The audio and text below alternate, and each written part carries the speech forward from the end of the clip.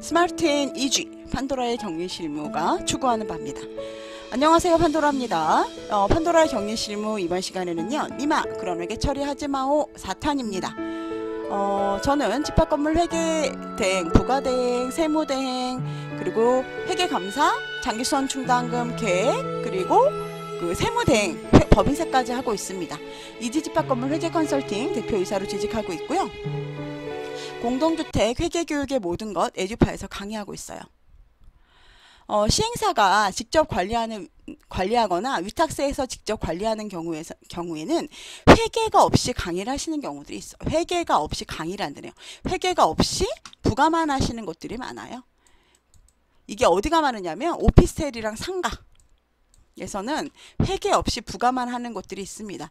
저도 처음에는 이거 대단한 재주다. 저는 오히려 이거가 대단한 재주라고 생각하긴 해요. 어떻게 회계가 없는데 저는 회계 없이는 조금 이게 확실하지 않으니까 이게 맞나 저게 맞나 이렇게 생각해서 못할 텐데 이분들은 그냥 비용만 보고 부가를 그냥 하시더라고요. 그런 곳이 많아요. 생각보다. 이게 왜냐면 시행사도 여러 개를 하는 데는 그렇지 않은데 원래는 이제 시행사가 원래 위탁사를 주잖아요. 위탁을 주잖아요. 근데 이제 어떤 시행사에서는 그 시행사 자체에서 직원을 이렇게 뽑아가지고 시행사가 직접 관리하는 것들도 있더라고요. 이런 것들은 아무래도 한 명이 뭐 회계를 5개에서 10개 이렇게 하는데 이분들이 이제 좀 아주 베테랑이시거나 이러신다면 또 막 하겠지만 또 근데 10개나 이렇게 하는 게 사실은 쉽진 않잖아요. 막 한 분이 막 하는 게 쉽진 않아요. 그러다 보니까 그 위탁사에서 뭐 많이 하는 데는 이렇게 본인이 하지 않으시는데 조금 한 5개나 10개 한다. 그러면 그냥 요거 자체를 그냥 다른 외주를 주지 않고 그 본인 위탁사 그 직원 있잖아요. 직원께서 혼자 하시는 경우들이 있더라고요. 그러면은 이제 회계를 하기가 솔직히 회계하고 부가까지 하기가 솔직히 쉽지 않잖아요. 또 위탁사 업무도 해야 되고 막 그러다 보니까 대부분 이런 데는 예전에는 회계가 없어도 된다라고 생각을 했기 때문에 그냥 회계 없이 그냥 부가만 하시는 곳들이 있으시더라고요. 2020년부터는 근데 50세대 이상 이제 회계가 필요하잖아요. 그렇기 때문에 여러분 이제는 회계가 만들어져야 됩니다. 회계가 단순히 그냥 그 회계 전표만 말하는 게 아니고요. 뭐 손익 합잔 이런 내용도 필요하니까 여러분께서 그 부분에 대해서 같이 꼭 만드셔야 될 것 같아요. 요즘은 저희 쪽으로 연락 오시는 분들이 교육은 대부분 교육이나 회계 맞춰주세요. 그러니까 회계를 맞춰주세요 하는 분들은 개인이 많으세요. 대부분. 왜냐하면 제가 이제 퇴사를 해야 되는데 혹은 제가 여기 계속 있을 건데 곧 회계감사가 들어가니까 제가 있는 동안에 회계를 좀 맞춰주세요 하시는 분들이 있어요. 그리고 이제 위탁사에서 저희한테 해달라고 하시는 건 뭐냐면 아예 이거 자체를 그 2019년 얘네가 2019년 뭐 7월이나 뭐 10월쯤에 오픈을 했어요. 근데 회계가 하나도 없잖아요. 그럼 사실 이게 연속되기가 어렵죠.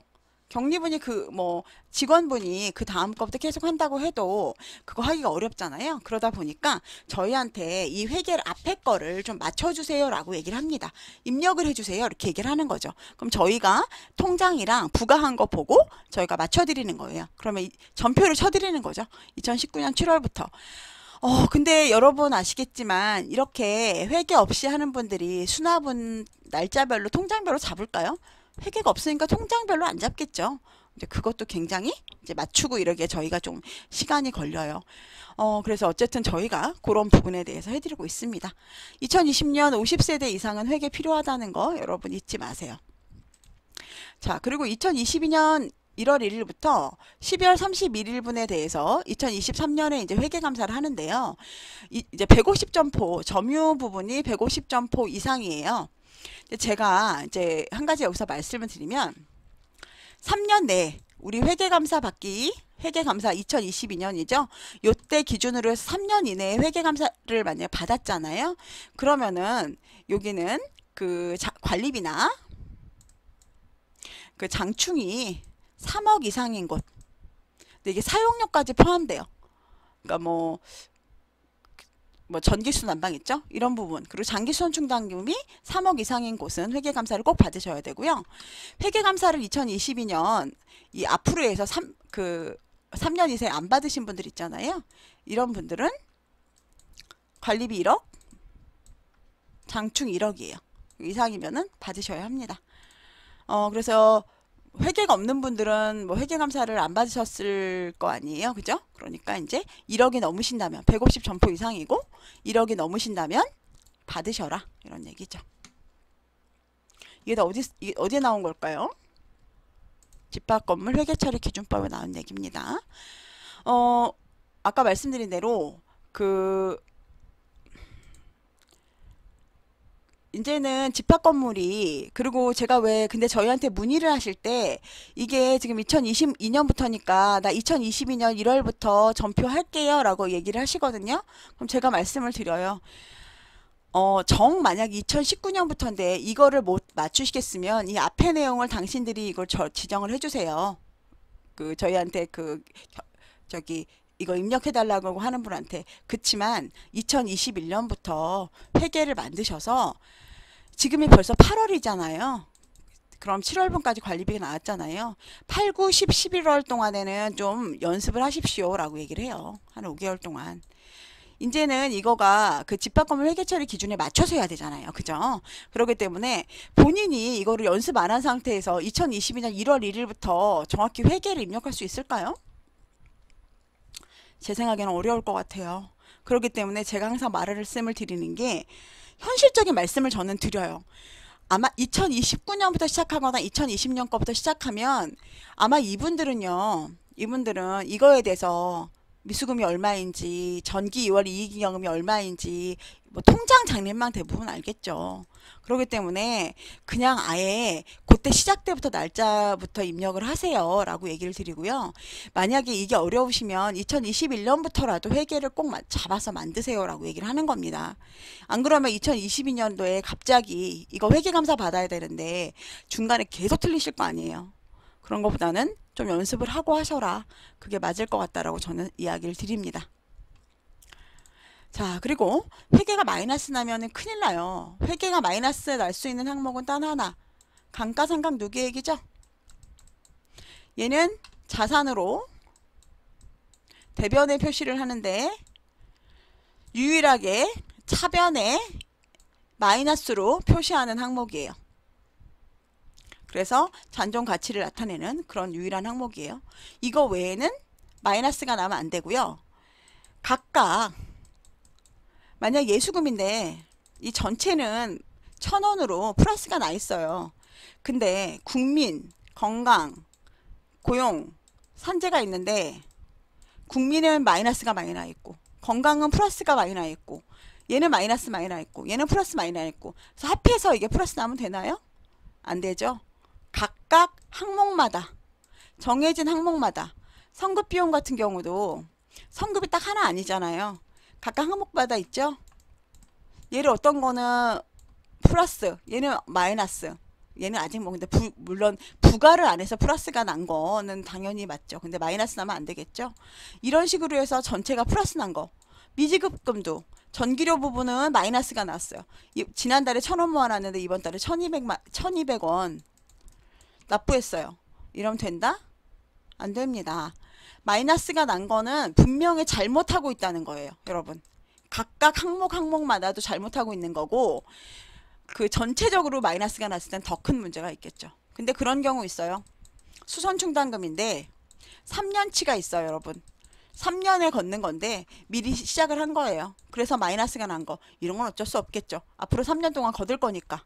이런 건 어쩔 수 없겠지만 이 위에 나머지 것들 그렇지만 수선충당금 전체로 해서는 마이너스 나면 안 되죠. 예산에 맞춰서 부과하셔야 되고 예산에 맞춰서 부과할 때 이 회계는 마이너스가 나면 안 된다. 단 하나만 마이너스 날 수 있는데 그거는 감가상각 누계액이다. 그리고 어떤 분이 이런 분이 있어요. 예수금을 처리를 해요. 이분이 중도 퇴사를 하신 분이에요. 그래서 이분이 마이너스 환급이 나왔어요. 전체 납부할 금액은 예수금 걷어놓는 게 500원이에요. 근데 이분은 1,000원을 환급해 줘야 돼요. 그랬더니 어떤 격리분이 어떻게 회계 처리를 했냐면 돈 낼 때 있잖아요. 이분이 500원만 있잖아요. 500원인데 500원을 했어요. 이 중도태사 500원. 그리고 나머지 500원 남잖아요. 그랬더니 이분 돌려줄 때 있죠. 500원인데 재예금 했어요. 예수 500원인데 500원 이런 식으로 떨어버린 거예요. 이렇게 하면 될까요, 여러분? 여러분 안 돼요. 얘가 발생시키지도 않았어요. 1000원을 발생시키지도 않았어요, 여러분. 응? 여기 500원도 아니네요. 실제로는 이 금액 자체가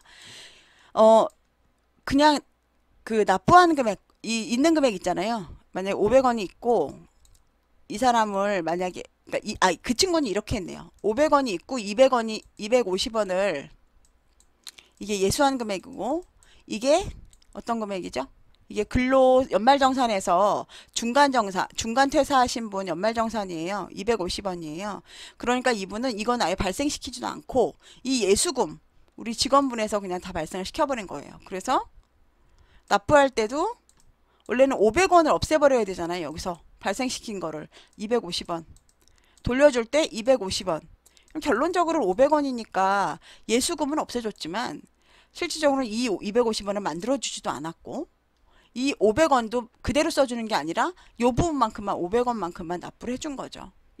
원래는 500원인데 이쪽에 250원이든 250원 하고 여기다 재예금 써줘야 될 거 아니에요. 이렇게 안 해주고 그냥 이렇게 떨어졌어. 결론적으로는 그냥 500원이니까 맞아요. 하지만 이분에 대한 미수관리비를 만들어주지도 않았고 그냥 결론만 맞게 한 거예요. 여러분 수학시험 볼 때 10점짜리에서 이렇게 답만 쓰면은 10점 안 나오죠. 뭐 4점이든 5점이든 뭐 풀이과정이 없으면 나오잖아요. 풀이과정이 있어야 되고 그 중간에 이분의 그 중간 소득세 중간 그 연말정산 그 소득세에 대해서 표기를 해줘야 될 거 아니에요. 근데 자꾸 이분이 자기는 제가 이걸 아무리 봐도 저희 회계 점검을 어떤 분 걸 하는데 김말동 씨께 있는데 이분 김말동 씨의 이 연말정산이 전혀 예수가 되지 않았어요. 근데 자기는 이거를 예술했다 계속 주장을 하는 거예요. 이 전임 경리분이. 어떻게 예술했을까? 그랬더니 그냥 이 부분에 대해서 아예 발생을 시키지 않은 거죠. 그냥 그리고 그 예수금 원래 500원 그 우리 직원분 있잖아요. 그리고 이분이 250원이니까 이거 자체를 그냥 납부할 때도 250원만 납부를 하는 건 맞으니까 250원 하고 그 나머지에 대해서는 그냥 250원을 재예금으로 줘서 이 500원만 떨어버린 거예요. 이렇게 하시면 안 된다는 얘기죠. 제가 이 부분에 대해서는 위에 원천세 그 계산 어떻게 해야 되나 제가 연결을 그 원천세 나온 거랑 어떻게 서로 상계 처리하는 거 그거 제가 올려드릴게요. 프리식도 맞게 하셔야 돼요. 얘도 발생시키고 얘는 500원이면 500원만큼 없애시고 얘는 다른 계정 과목으로 만들어야 되겠죠. 그렇게 하셔야 합니다. 회계 계정 과목도 나름의 자기 나름의 과거가 있어요, 여러분. 여러분도 과거 있잖아요. 저도 과거 있죠. 그것처럼 얘네도 나름의 히스토리가 있고 과거가 있습니다. 그래서 2021년도에 갑자기 보니까 2021년도 6월에 보니까 저장품이 남았대요. 그렇다고 이상하다. 지금 원래는 저장품 내가 해보니까 10개밖에 없는데 여러분들 나중에 보니까 이 저장품 10개밖에 없는데 이 저장품을 여기 장부상에는 17개가 있다고 나온 거예요. 이상하잖아요. 그래서 내가 7개를 그냥 그 잡손실 처리해버렸어요. 저장품 이렇게 해버렸어요. 대표회의 심지어 의결도 안 받았어요. 잡손실 처리하는데 자기 멋대로 잡손실 처리하시면 안 돼요, 여러분. 회계 틀린 회계예요. 잡손실은 대표회의 의결 받으시고 잡지출에 대해서는 관리 규약에 있는 내용을 대표회의 의결 받으셔서 해야 돼요. 굉장히 용감하신 분 많아요. 자기 멋대로 잡손실 그냥 처리해버렸어요. 근데 이 앞에 히스토리가 뭐냐면 이 친구는 저장품 중에 무슨 카드만 있는 줄 알았던 거예요. 그래서 10개밖에 안 남았으니까 이걸 없애야 된다고 없앤 건데 2016년, 2017년 거를 뒤져보니까 저장품이 이거 말고도 있어요. 여러분. 다른 게 있어서 이 7개 비용만큼이 있었던 거예요. 남아있었던 거예요. 그래서 딱 저장품은 실질적으로 17개가 지금 딱 맞았던 거예요. 없애면 돼요? 안 돼요?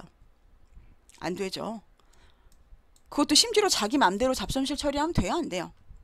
안 되죠? 어떤 계정 까먹이 미지금이 남았어요. 그렇다고 해서 얘 맘대로 막 없애주시는 분들 있거든요.